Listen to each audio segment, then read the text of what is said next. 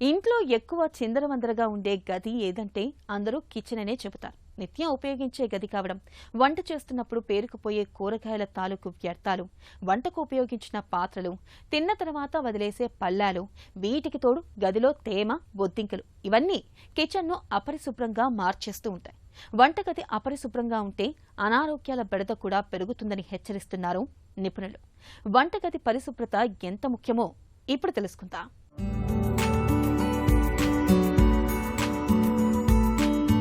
వంటగది ఆకలి తీర్చడమే కాదు, ఔషధగనిగా ఆరోగ్యాన్ని కాపాడుతుంది.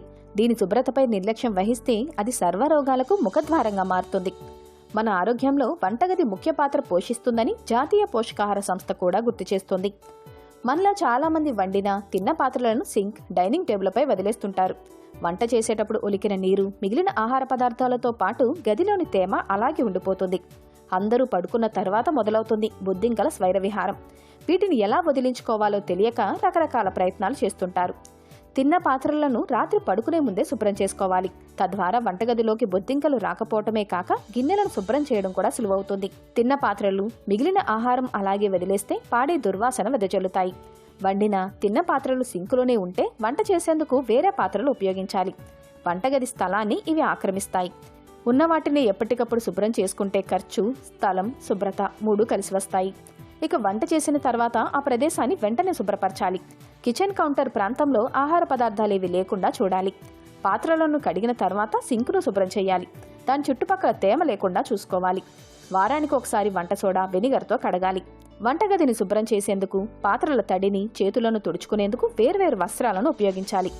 చెక్కతో చేసిన గరిటెలు, ఇతర పాత్రల్లో ఆహార అవశేషాలు మిగిలిపోతే వాటిపై ఫంగస్ చేరుతుంది. కాబట్టి అప్పుడప్పుడు వేడి నీళ్లలో ఉప్పు, నిమ్మరసం వేసి కాసేపు ఉంచి కడగాలి.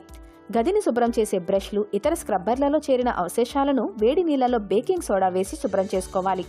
స్టవ్ పైన, కింద, చిమ్నీని కూడా ఎప్పటికప్పుడు శుభ్రం చేసుకోవాలి. దీని చుట్టూ చేరిన వ్యర్థాలను రోజూ తొలగించాలి. వంటగదిలో తగిన వెలుతురు వచ్చేలా చూసుకోవాలి. కొత్తగా కట్టుకునేవారు తగినంత స్థలం కూడా ఉండేలా ఏర్పాటు చేసుకోవాలి. వంట చేసేటప్పుడు ఘాటు వాసనలు బయటకు వెళ్లేందుకు కిటికీలు, వెంటిలేషన్ ఉండేలా జాగ్రత్తలు తీసుకోవాలి. తడి, పొడి చెత్తకు వేర్వేరు చెత్త బుట్టలను ఉపయోగించాలి. అవకాశం ఉంటే సింక్ వద్ద ఫుడ్ క్రషర్ యంత్రాన్ని ఏర్పాటు చేసుకోవచ్చు.